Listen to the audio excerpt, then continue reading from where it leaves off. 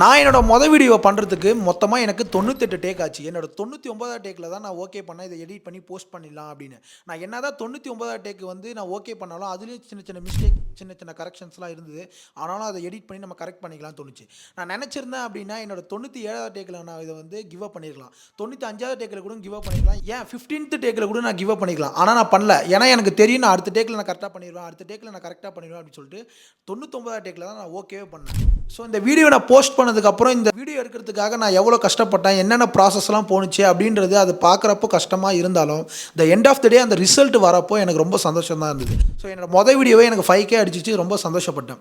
So என்ன தான் நம்ம ஒரு விஷயத்தை செய்கிறப்போ அந்த ப்ராசஸ் வந்து ரொம்ப கஷ்டமாக இருந்தாலும், ரொம்ப வருத்தத்தை கொடுத்தாலும், ரொம்ப உங்களுக்கு வந்து மன அழுத்தத்தை கொடுத்தாலும், அந்த எண்ட் ஆஃப் த டே அந்த ரிசல்ட் வரப்போ உங்களுக்கு கிடைக்கிற அந்த சந்தோஷங்கிறது வேறு லெவலில் இருக்கும். ஸோ எந்த ஒரு விஷயத்தை பண்ணாலும் டக்குன்னு கிவ் அப் பண்ணாமல் அதுக்கு ட்ரை பண்ணிகிட்டே இருங்க, கன்சிஸ்டன்சியாக இருங்க, ஹார்ட் ஒர்க்காக இருங்க, பேஷன்ஸாக இருங்க.